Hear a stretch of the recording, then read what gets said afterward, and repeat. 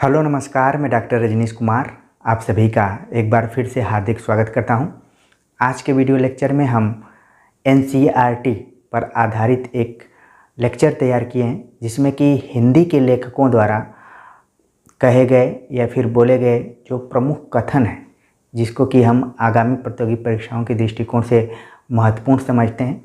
मौका मिला मुझे एनसीईआरटी की किताबों का अध्ययन करने का, जिसमें कि छठी से लेकर 12वीं तक के हिंदी विषय पर आधारित जो किताबें हैं उनका हमने अध्ययन किया। और अध्ययन करते समय बीच बीच में मुझे कुछ ऐसे कोटेशन मिले जो कि लगा कि आगामी प्रतियोगी परीक्षाओं के दृष्टिकोण से महत्वपूर्ण साबित हो सकते हैं। तो क्यों ना आप सभी से शेयर किया जाए, आप सभी को बताया जाए। वैसे आमतौर पर आप हिंदी विषय से जितनी भी प्रतियोगी परीक्षाओं की तैयारी कर रहे होंगे तो तमाम कॉम्पिटिटिव किताबें अपने पास रखे होंगे और जो भी मूल किताबें हैं अपने पास रखे होंगे। आपको एनसीईआरटी की किताबें पढ़ने का कम ही समय मिल रहा होगा। तो जो कलेक्शन हमने तैयार किया है, अगर इसी कलेक्शन को आप अपने ध्यान में रखते हैं तो आपको बहुत ज़्यादा उधर परेशान होने की ज़रूरत नहीं पड़ेगी, आपको अच्छा कलेक्शन मिल जाएगा। इस वीडियो लेक्चर को तैयार करने का एक मेरा उद्देश्य ये भी था कि हाल फिलहाल में देखा जाए तो जो पेपर सेट करने वाले एक्सपर्ट्स हैं या फिर मेंबर्स हैं, उनकी एज लगभग 55 से 65 साल के बीच में होती है। यानी कि जो अनुभवी लोग होते हैं वही पेपर इत्यादि बनाते हैं। तो अब वो कहीं न कहीं महानगरों में ही रहते हैं और उनकी जो फैमिली, जो बैकग्राउंड है, देखा जाए तो उनके जो बच्चों का एजुकेशन है वो अब एनसीईआरटी पर आधारित बुक्स के ऊपर ही होती है। तो कहने का मतलब ये है कि उनको एनसीईआरटी की बुक्स आराम से मिल जाती है पढ़ने के लिए। अगर उनके बच्चे नहीं पढ़े होंगे तो उनके पोते इत्यादि ज़रूर पढ़ रहे होंगे, और हिंदी तो पढ़ना ही है। तो उनको अगर इन बुक्स को देखने का मौका मिला हो तो हो सकता है कि कुछ कोटेशन वहाँ से उठा लें, क्योंकि जब भी हम परीक्षाओं में जाते हैं तो कुछ नए कोटेशंस आते हैं तो हमारे दिमाग में आता है कि हमने तो पूरी किताबों को छान मारा, सब कुछ पढ़ लिया, लेकिन ये कोटेशन कहाँ से पूछ लिया गया है। तो उसी चीज़ को ध्यान में रखते हुए मुझे लगा कि एक एनसीईआरटी बेस को बनाकर लेक्चर तैयार करना चाहिए, जिससे कि UP board, MP board, Chhattisgarh board, Bihar board या फिर अन्य जो बोर्ड हैं जिनका सीबीएसई से कोई लेना देना नहीं है, तो वो भी इन किताबों से परिचित हो जाएं।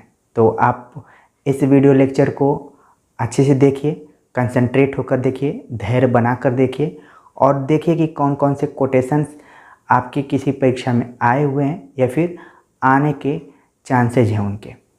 पहला जो कोटेशन यहाँ पर दिख रहा है, लिखा गया कि उचित प्रकार की शिक्षा का अर्थ है प्रज्ञा को जागृत करना तथा समन्वित जीवन का पोषण करना, और केवल ऐसी ही शिक्षा एक नवीन संस्कृति तथा शांतिमय विश्व की स्थापना कर सकेगी। तो कुल मिलाकर ये शिक्षा के ऊपर कोटेशन था और इसको कहने वाले हैं जे कृष्णमूर्ति। हालांकि हिंदी साहित्य में ये कोटेशन हो सकता है कि न पूछा जाए, फिर भी अगर आपको इंटरव्यू इत्यादि में पूछा जाए कि शिक्षा से क्या तात्पर्य है तो आप इस कोटेशन का यूज कर सकते हैं। आगे हम बात करेंगे अगले कोटेशन पे। अगला कोटेशन है कि कोई भी पुस्तक कुछ शब्दों का संघात है, शब्दों के समूह ही तो पुस्तक कहलाते हैं, परंतु वे शब्द सजाकर इस प्रकार रखे गए होते हैं कि उनसे हम एक अर्थ पाते रहते हैं। साहित्य का व्याकरण नामक पुस्तक जो कि हजारी प्रसाद द्विवेदी ने लिखी है, उसमें से ये कोटेशन लिया गया है कि कोई भी पुस्तक कुछ शब्दों का संघात है, शब्दों के समूह ही तो पुस्तक कहलाते हैं, और इनको इस तरीके से सजा कर रखा जाता है कि हम एक अर्थ ग्रहण कर पाते हैं। तो ये कोटेशन बिल्कुल आप अपने ध्यान में रखिए, कभी भी आ सकता है। आगे बात करें तो अगला कोटेशन है, कलाकार होने के लिए जरूरी है कि वह चीजों को कसकर पकड़े और अनुभव को स्मृति में, स्मृति को अभिव्यक्ति में, तत्व को रूप में ढाले। ये कला का प्रयोजन के संदर्भ में फिशर ने इस बात को कहा है कि फिशर का मानना है कि कलाकार होने के लिए जरूरी है कि वह चीजों को कसकर पकड़े और अनुभव को स्मृति में, स्मृति को अभिव्यक्ति में, तत्व को रूप में ढाले। खासतौर से हम जब पाश्चात्य काव्य शास्त्र पढ़ते हैं या फिर भारतीय काव्य शास्त्र पढ़ते हैं तो वहाँ पर कला का प्रयोजन या फिर काव्य का प्रयोजन सवाल आता रहता है। तो इसको ध्यान में रखिए, अगर ये कोटेशन आए तो आपका आंसर सही हो जाना चाहिए। अगला कोटेशन है जो कि नामवर सिंह के माध्यम से यहाँ पर प्रस्तुत किया गया है कि कहानी शायद समय की कला है, समय के साथ कहानी अनेक प्रकार की कलाएं दिखाती है, कभी वर्षों को समेटकर एक क्षण में बांध लेती है, कभी क्षण को खोलकर वर्षों में फैला देती है, कभी समय के दायरे को तोड़ती है तो कभी टुकड़ों को जोड़कर एक दायरा बनाती है। कहानी और फैंटेसी नामक लेख से इस कोटेशन को उठाया गया है, जो कि नामवर सिंह द्वारा कहा गया है। कहानी शायद समय की कला है, समय के साथ कहानी अनेक प्रकार की कलाएं दिखाती है, कभी वर्षों को समेटकर एक क्षण में बांध लेती है, कभी क्षण को खोलकर वर्षों में फैला देती है, कभी समय के दायरे को तोड़ती है तो कभी टुकड़ों को जोड़कर एक दायरा बनाती है। काफी ये मीनिंगफुल यहाँ पर कोटेशन दिया गया है, बिल्कुल आप अपने ध्यान में रखिए। अगला जो कोटेशन है प्रेमचंद के साहित्य से लिया गया है। यहाँ पर मैं लिख देता हूँ प्रेमचंद। प्रेमचंद लिखते हैं कि साहित्य वह जादू की लकड़ी है जो पशुओं में, ईंट पत्थरों में, पेड़ पौधों में भी विश्व की आत्मा का दर्शन करा देती है। जीवन में साहित्य का स्थान नाम से लेख लिखा प्रेमचंद ने। ये प्रेमचंद द्वारा कहा गया कथन है कि साहित्य वह जादू की लकड़ी है जो पशुओं में, ईंट पत्थरों में, पेड़ पौधों में भी विश्व की आत्मा का दर्शन करा देती है। तो आप देख रहे हैं कि साहित्य का कितना महत्वपूर्ण यहाँ पर महत्व बताया है और उसको एक तरीके से परिभाषित भी किया है। तो प्रेमचंद ने इस बात को कहा था। अगला कोटेशन प्रेमचंद से ही है, यथार्थवाद के संदर्भ में। यहाँ से इसको उठाया जा सकता है कि यथार्थवाद हमको निराशावादी बना देता है, मानव चरित्र पर से हमारा विश्वास उठ जाता है, हमको चारों तरफ बुराई ही बुराई नजर आने लगती है। इस बात को प्रेमचंद ने उपन्यास नामक शीर्षक से एक इन्होंने लेख लिखा था, उसमें इस कथन को लिया गया वहां से कि यथार्थवाद हमको निराशावादी बना देता है, मानव चरित्र पर से हमारा विश्वास उठ जाता है, हमको चारों तरफ बुराई ही बुराई नजर आने लगती है। ये कथन है प्रेमचंद का। आगे के कथनों पर बात करें तो सत्यजीत राय का यहाँ पर कथन दिया गया है। जैसा कि आप जानते हैं कि फिल्मों में सत्यजीत राय ने काफी काम किया है। उनका मानना है कि अच्छी तकनीक वह है जिसका इस्तेमाल दिखाई न पड़े। तो ये सिनेमा के क्षेत्र में ये कोटेशन है कि अच्छी तकनीक वह है जिसका इस्तेमाल दिखाई न पड़े। अगला कोटेशन है कृष्णा सोबती का, जिसको कि शब्दों के आलोक में से उद्धृत किया गया है कि समय ही वह रंग है जो अनेक अनेक रंगों में विभाजित होता है और पठन पाठन प्रक्रिया द्वारा फिर एक हो जाता है। ये बात कही है कृष्णा सोबती ने। समय को एक तरीके से परिभाषित करते हुए कि समय ही वह रंग है जो अनेक अनेक रंगों में विभाजित होता है और पठन पाठन प्रक्रिया द्वारा फिर एक हो जाता है। ये बात कृष्णा सोबती के शब्दों के आलोक से उद्धृत की गई है। आगे बात करते हैं शिव शंभू के चिट्ठे से इस कथन को लिया गया है। बाल मुकुंद गुप्त आपके दिमाग में तुरंत आ गए होंगे। कथन है कि जो लिखना था वह लिखा गया, अब खुलासा बात यह है कि एक बार शो और ड्यूटी का मुकाबला कीजिए। शिव शंभू के चिट्ठे से यह कथन उठाया गया है कि जो लिखना था वह लिखा गया, अब खुलासा बात यह है कि एक बार शो और ड्यूटी का मुकाबला कीजिए। बाल मुकुंद गुप्त का ये कथन है। अगला जो कथन है वो दाज्यू से उठाया गया है। दाज्यू रचना शेखर जोशी की है और कथन क्या है देख लेते हैं कि अंतर की घुमड़ती वेदना को आंखों की राह बाहर निकाल लेने पर मनुष्य जो भी निश्चय करता है वे भावुक क्षणों की अपेक्षा अधिक विवेकपूर्ण होते हैं। शेखर जोशी ने दाज्यू में इसका उल्लेख किया है। वहीं से इस कथन को लिया गया कि अंतर की घुमड़ती वेदना को आंखों की राह बाहर निकाल लेने पर मनुष्य जो भी निश्चय करता है वे भावुक क्षणों की अपेक्षा अधिक विवेकपूर्ण होते हैं। अगला कथन है एक कहानी यह भी से। मन्नू भंडारी द्वारा लिखी गई यह रचना है। एक कहानी यह भी उनकी आत्मकथा है और वहीं से इस कोटेशन को उठाया गया है कि लोकप्रियता कभी भी रचना का मानक नहीं बन सकती। असली मानक तो होता है रचनाकार का दायित्वबोध, उसके सरोकार, उसकी जीवन दृष्टि। तो बहुत ही इंपॉर्टेंट ये कोटेशन है एक तरीके से देखा जाए मनु भंडारी का, कि उन्होंने रचनाकार के दायित्वबोध, सरोकार और जीवन दृष्टि पर जोर दिया है, यह न कि रचना लोकप्रिय है कि नहीं है। ठीक है, आगे हम कोटेशन पे और बात करते हैं।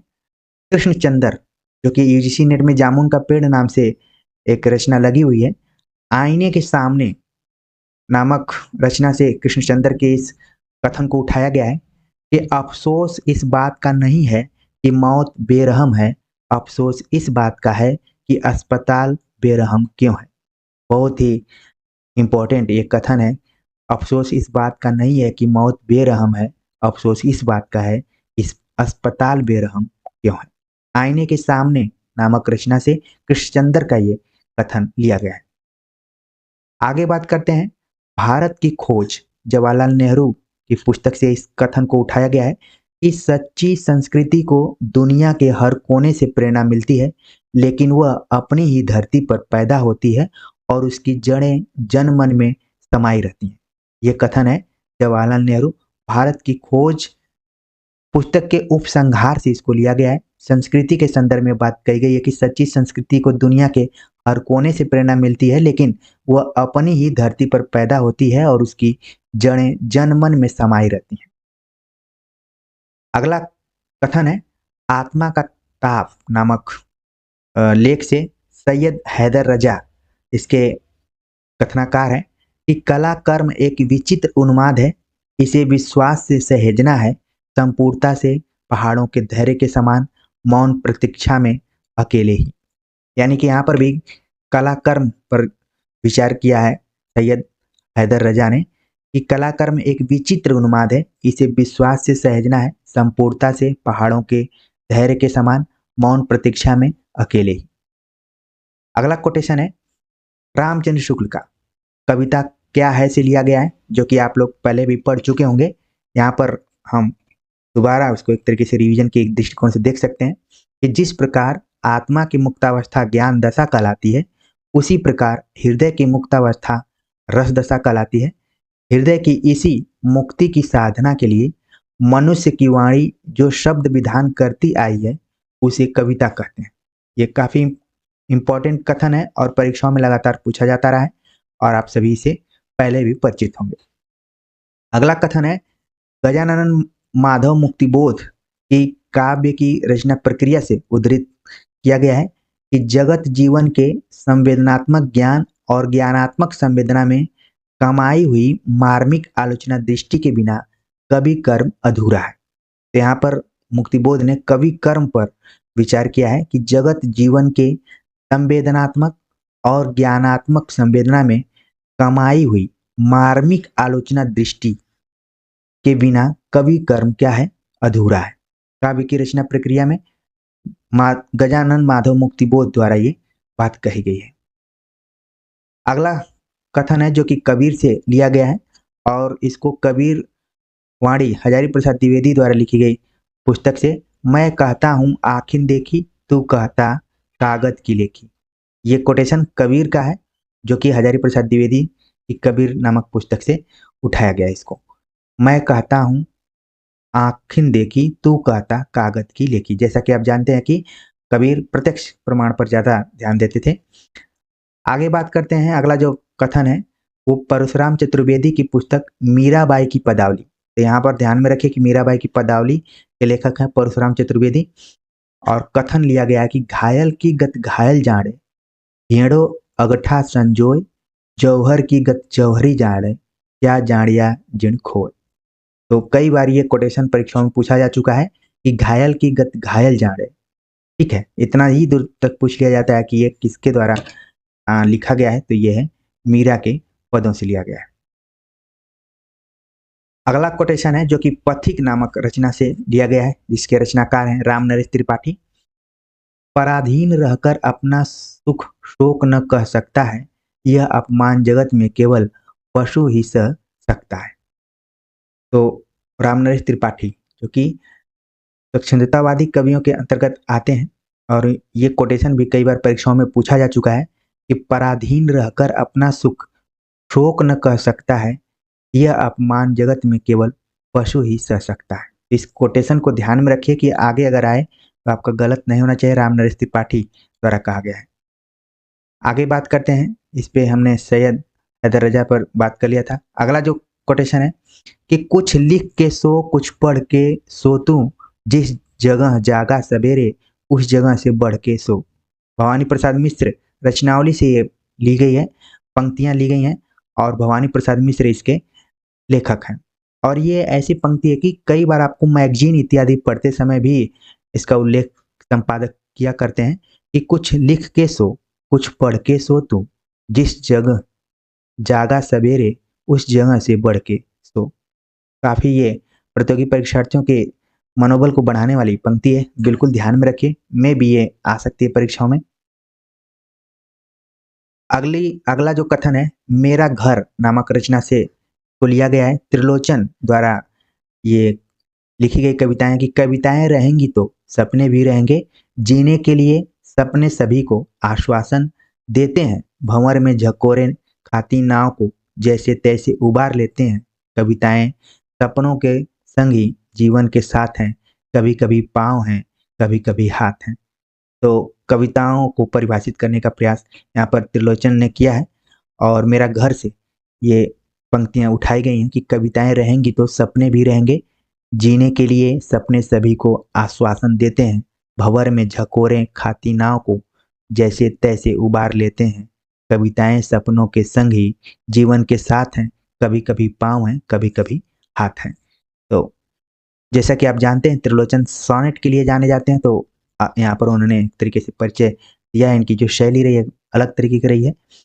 चलते हैं आगे, बात करते हैं अगले कोटेशन पे। साये में धूप से ये कथन लिया गया है दुष्यंत कुमार द्वारा कि मेरे सीने में नहीं तो तेरे सीने में सही, हो कहीं भी आग लेकिन आग जलनी चाहिए, इस हिमालय से कोई नई गंगा निकलनी चाहिए, हो गई है पीर पर्वत सी पिघलनी चाहिए। तो ये कोटेशन वहीं से लिया गया है। साये में धूप नामक जो पुस्तक है या फिर काव्य ग्रंथ का कह सकते हैं, गजल, वैसे दुष्यंत कुमार गजल के लिए जाने जाते हैं, तो वहीं से इस कोटेशन को लिया गया है कि मेरे सीने में नहीं तो तेरे सीने में सही, हो कहीं भी आग लेकिन आग जलनी चाहिए। बहुत बड़ी बात यहाँ पर दुष्यंत कुमार कह रहे हैं। अगला जो कोटेशन है वचन सौरभ नामक पुस्तक से लिया गया है। अक्क महादेवी इसकी रचयिता है। हालांकि आपने महादेवी का नाम तो सुना होगा, लेकिन यहाँ पर आप देख रहे हैं कि अक्क महादेवी, इनका संबंध कर्नाटक से है, ठीक है। तो वहाँ की ये कवयित्री रही हैं। इन्होंने लिखा शीला पर चली शीला हुई चूर, गिरी पर चली तो गिरी में पड़ी दरार। तो आप देख रहे हैं कि ये कितना विद्रोही टाइप की कविता है और एक ही पंक्ति में बहुत कुछ कह दे रही है। शीला पर चली तो शीला हुई चूर, गिरी पर चली तो गिरी में पड़ी दरार, यानी कि पत्थर भी चूर चूर हो गया और अगर पहाड़ पर चले तो पहाड़ में क्या हो गया, दरार हो गया। ये कथन जो है अक्क महादेवी का है। आगे बात करते हैं, अगला जो कोटेशन लिया गया है बीच का रास्ता नहीं होता। तो इसको ध्यान में रखिए कि हो सकता है कि ये रचना पूछ ली जाए कि बीच का रास्ता नहीं होता किसका है, तो पाश का है। अवतार सिंह संधू पाश जो कि पंजाबी कवि रहे हैं, उनका यहाँ पर कोटेशन लिया गया कि भारत मेरे सम्मान का सबसे महान शब्द, जहाँ कहीं भी प्रयोग किया जाए बाकी सभी शब्द अर्थहीन हो जाते हैं। एक तरीके से भारत के महत्व को यहाँ पर इन पंक्तियों में दर्शाया है पाश ने, और ये भी काफ़ी अच्छी कविताएं इनकी होती हैं, खासतौर से जो युवा वर्ग होता है इनको काफ़ी पसंद करता है। वहीं से ये पंक्तियां ली गई हैं, बीच का रास्ता नहीं होता, भारत मेरे सम्मान का सबसे महान शब्द है। तो इस कोटेशन को याद रखिए, कहीं भी आप बोलने में भी इसका यूज कर सकते हैं। अगला जो कोटेशन है नगाड़े की तरह बजते हैं शब्द। ये रचना कई बार एग्जाम में पूछी जा चुकी है कि किसके द्वारा है, नगाड़े की तरह बजते हैं शब्द। ये लेखिका कौन है, निर्मला पुतुल है। बटोर पृथ्वी की पूरी ऊर्जा, उठेगा धीरे धीरे जमीन से, जमीन पर गिरा आदमी और अपने लड़खड़ाते कदमों से नापते दूरियां पहुंच जाएगा वहां जहां उस जैसे तमाम आदमियों पर बहस चल रही होगी।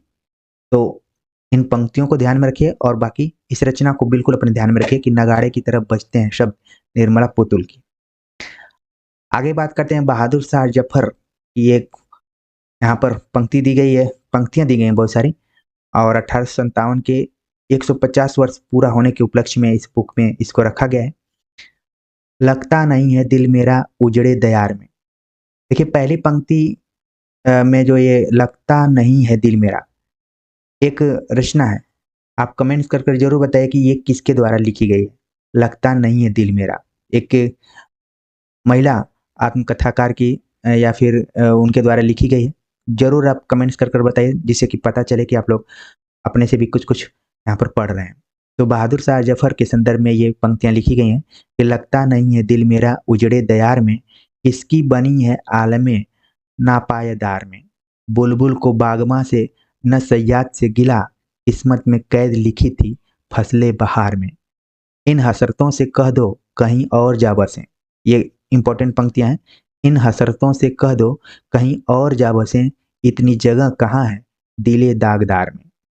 एक शाखे गुल पे बैठ के बुलबुल हैं सादमा, कांटे बिछा दिए हैं दिले लाल हजार में। उम्र दराज मांग के लाए थे 4 दिन। ये देखिए काफी इंपॉर्टेंट पंक्तियां कि उम्र दराज मांग के लाए थे 4 दिन, दो आरजू में कट गए दो इंतजार में। दिन जिंदगी के खत्म हुए शाम हो गई, फैला के पांव सोएंगे कुंजे मजार में। कितना है बदनसीब जफर दफन के लिए, 2 गज जमीन भी न मिली कुए यार में। तो एक तरीके से ये पूरा बहादुर शाह जफर के जीवन और उनके संघर्ष को ही प्रदर्शित कर रही हैं पंक्तियां। तो ध्यान में रखिए कि ये बहादुर शाह जफर से संबंधित है। अगले कोटेशन पे बात करें तो अगला कोटेशन है, पूर्व चलने के बटोही बाट की पहचान कर लें। पूर्व चलने के बटोही बाट की पहचान कर लें। ये हरिवंश राय बच्चन द्वारा लिखी गई पंक्तियां हैं कि पूर्व चलने के बटोही बाट की पहचान कर लें।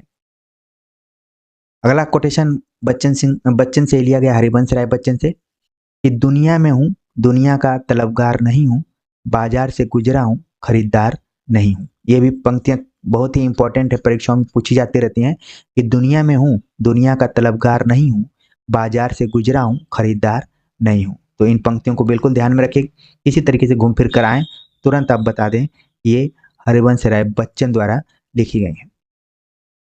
अगले कथन पर बात करें तो जयशंकर प्रसाद के आत्मकथ्य से ये पंक्तियां उद्धृत की गई हैं कि मधुप गुनगुना कर कह जाता कौन कहानी यह अपनी, उसकी स्मृति पाथे बनी है थके पथिक की पंथा की, जीवन को उधेड़ कर देखोगे क्यों मेरी कंथा की, छोटे से जीवन की कैसे बड़ी कथाएं आज कहूँ, क्या यह अच्छा नहीं कि औरों की सुनता मैं मौन रहूं, सुनकर क्या तुम भला करोगे मेरी भोली आत्मकथा, अभी समय भी नहीं थकी सोई है मेरी मौन व्यथा, मधुप गुनगुना कर कह जाता कौन कहानी यह अपनी।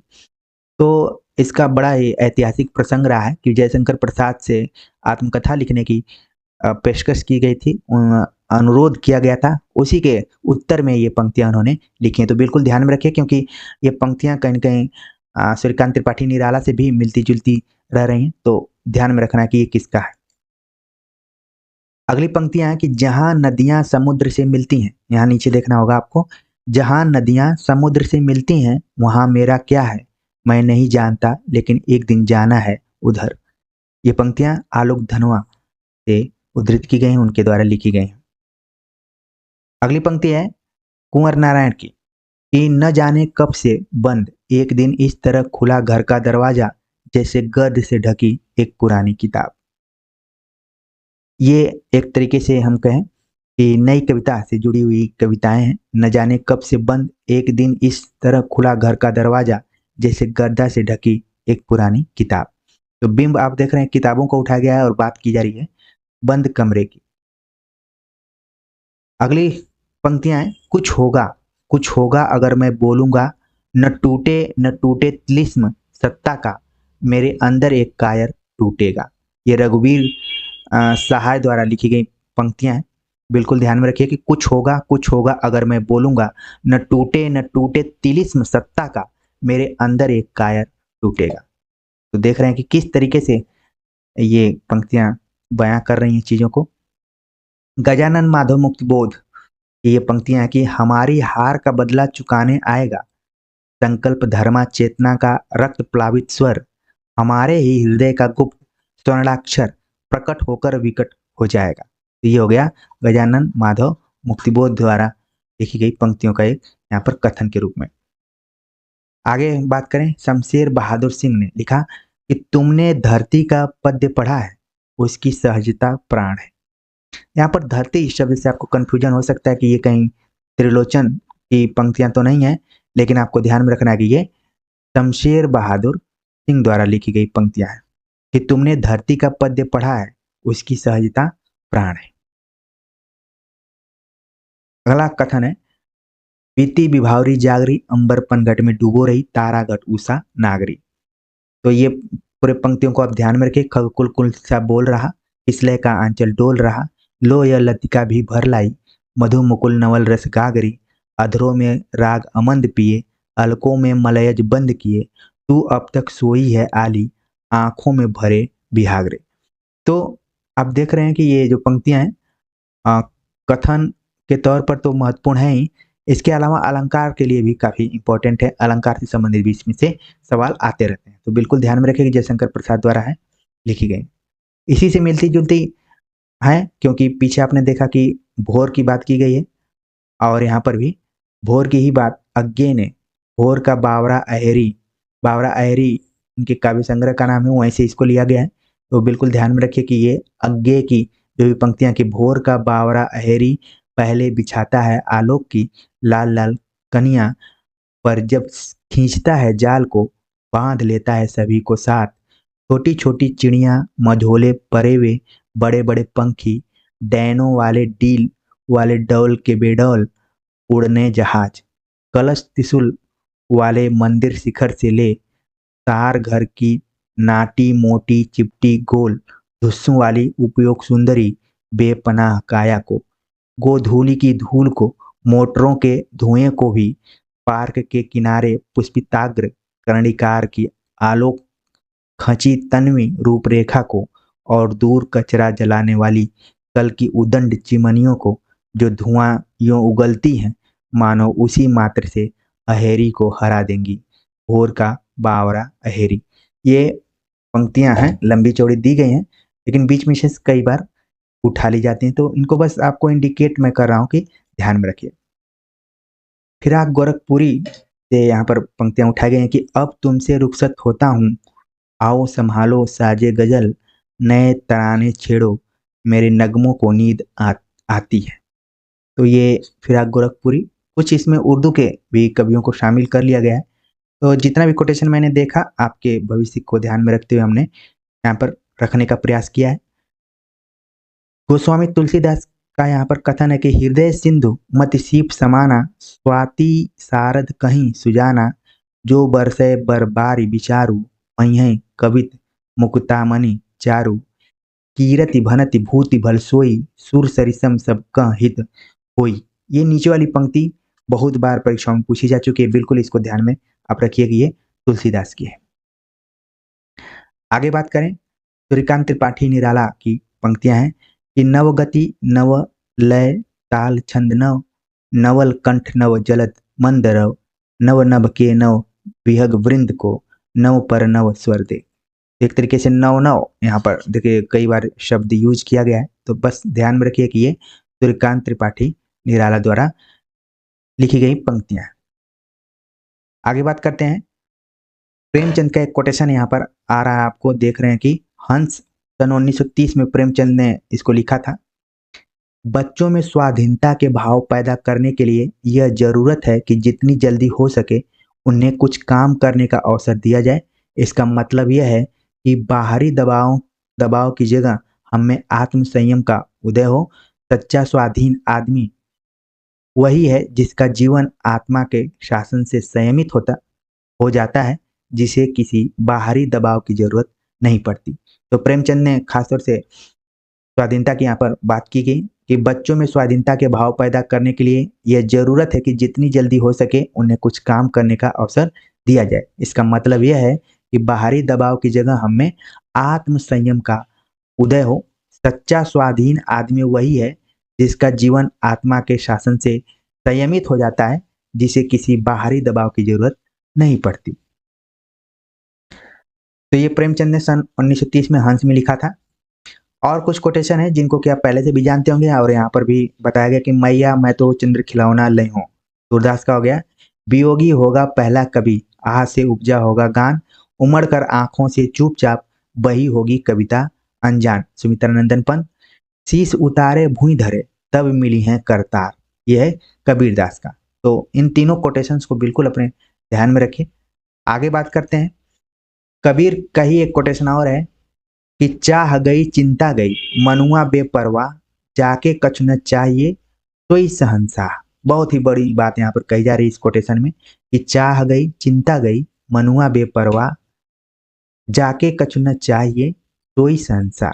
कबीर का एक कोटेशन हो सकता है कि परीक्षा में पूछा जाए, तो बिल्कुल आपका सही होना चाहिए। आगे बात करते हैं। अगला जो कोटेशन यहाँ पर है कि यथार्थ को अंतिम सत्य के रूप में ओढ़कर जो अपने को विवश मान बैठ सकता है वही तो असमर्थ है, पर जिसने स्वप्न के सत्य के दर्शन किए वह यथार्थ की विकटता से कैसे निरुत्साहित हो सकता है। इस बात को कहा है जैनेन्द्र कुमार का, ये कोटेशन है जो कि आप जानते हैं, कहानी इत्यादि पढ़े होंगे। तो जैनेन्द्र कुमार ने कहानी और उपन्यास में काफी काम किया है। इसके अलावा उन्होंने आलोचना में भी कुछ कुछ काम करने का प्रयास किया है, जिसमें यथार्थ को एक तरीके से उन्होंने परिभाषित किया है कि यथार्थ को अंतिम सत्य के रूप में ओढ़कर जो अपने को विवश मान बैठ सकता है वही तो असमर्थ है, पर जिसने स्वप्न के सत्य के दर्शन किए हों वह यथार्थ की विकटता से कैसे निरुत्साहित हो सकता है। इसके पहले आपने देखा कि प्रेमचंद ने यथार्थवाद की परिभाषा दी थी, जिसमें कि निराशा की बात की गई थी, निराशावाद उसमें झलक रहा था। उसी के जवाब में एक तरीके से इसको देखा जा सकता है। अगला जो कोटेशन है कि हर कलाकृति जितनी वह पढ़ी जाती है, सुनाई या दिखाई देती है, उससे कहीं ज्यादा होती है, और फिल्म को लेकर शायद यह कुछ अधिक सत्य है। तो इसके जो कथनकार है, किसका ये कथन है, इन्होंने लिखा है कि इसको लिखने वाले हैं विष्णु खरे। विष्णु खरे ने इसको लिखा है कि हर कलाकृति जितनी वह पढ़ी जाती है, सुनाई या दिखाई देती है, उससे कहीं ज्यादा होती है, और फिल्मों को लेकर शायद यह कुछ अधिक सत्य है। इस फिल्म से इसको जोड़ा गया है। अगला कथन है कि संसार के मानव समुदाय में वही व्यक्ति स्थान और सम्मान पा सकता है और वही जीवित कहा जा सकता है जिसके हृदय और मस्तिष्क ने समुचित विकास पाया हो, और जो अपने व्यक्तित्व द्वारा मनुष्य समाज से रागात्मक के अतिरिक्त बौद्धिक संबंध भी स्थापित कर सकने में समर्थ हो। तो ये कोटेशन है महादेवी वर्मा का।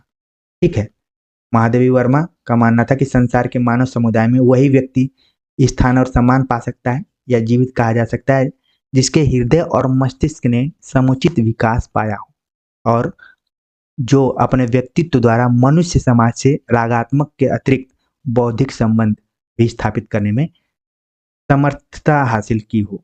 तो इसको ध्यान में रखिए कि महादेवी वर्मा का है।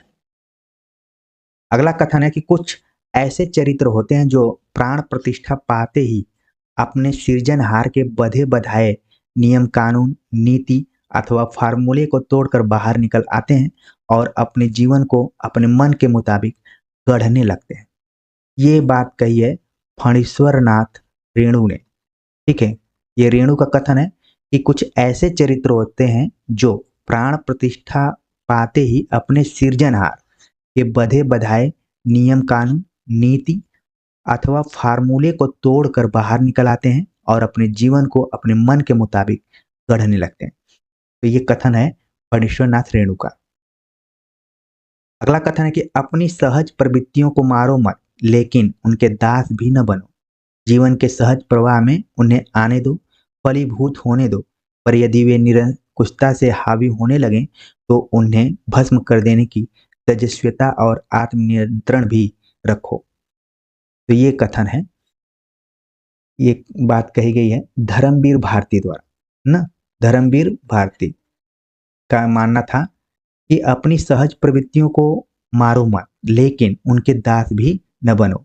जीवन के सहज प्रवाह में उन्हें आने दो, फलीभूत होने दो, पर यदि वे निरंकुशता से हावी होने लगें तो उन्हें भस्म कर देने की तेजस्विता और आत्मनियंत्रण भी रखो। बहुत बड़ी बात यहाँ पर धर्मवीर भारती कह रहे हैं। इस कोटेशन को ध्यान में रखिए। यही कोटेशन नए रूप में आ जाएगा तो फिर आप लोग घबराने लगेंगे। देखिए अगला जो कोटेशन है ये भी कई बार परीक्षा में पूछा जा चुका है कि मैं साहित्य को मनुष्य की दृष्टि से देखने का पक्षपाती हूँ, जो वाकजाल मनुष्य को दुर्गति, हीनता और परम मुखापेक्षिता से बचा न सके, जो उसकी आत्मा को तेजोदीप्त न बना सके, तो उसके हृदय को पर दुख कातर और संवेदनशील न बना सके, उसे साहित्य कहने में मुझे संकोच होता है। ये कोटेशन किसका है? तो आप तुरंत आपके दिमाग में आ गया कि ये हजारी प्रसाद द्विवेदी के द्वारा ये कहा गया है कि मैं साहित्य को मनुष्य की दृष्टि से देखने का पक्षपाती हूँ। कई बार तो एग्जाम में इतना ही दूर पूछ लेता है और आप लोग इसका सही जवाब बता देते हैं कि ये हजारी प्रसाद द्विवेदी द्वारा कहा गया है। अगला कोटेशन है कि हमारे दृढ़ संकल्प ही हमारी ताकत है, हमारा लिखना ही हमें जिंदा रखता है। ये कथन दिया गया है रजिया सज्जाद जहीर द्वारा। थोड़ा सा ये उर्दू की लेखिका है रजिया सज्जाद जहीर, ठीक है। बस इसको आप ध्यान में रखिए, मे भी हिंदी की परीक्षा में कम ही आ सकता है। हमारे दृढ़ संकल्प ही हमारी ताकत है, हमारा लिखना ही हमें जिंदा रखता है। आगे बात करें अगले कोटेशन पे, तो कुल मिलाकर हमने एनसीईआरटी हिंदी में लेखकों द्वारा, अलग अलग लेखकों द्वारा जो कथन कहे गए थे या फिर उसमें ब्रैकेट इत्यादि में लिखा गया था बॉक्स बनाकर, उसको हमने एक जगह कलेक्ट करने का प्रयास किया है, ताकि हम अगर एनसीईआरटी के बुक को न भी पढ़ें तो मोटे तौर पर जान जाएंगे कौन से कोटेशंस इंपॉर्टेंट रहे हैं। तो हमने 6ठी से लेकर 12वीं तक की बुक्स के आधार पर यहाँ पर कलेक्शन किया था। उम्मीद है कि आप सभी को अच्छा लगा होगा। कमेंट्स कर जरूर बताइए और अपनी तैयारी को लगातार करते रहिए। तो मिलते हैं एक नए टॉपिक के साथ, तब तक के लिए नमस्कार।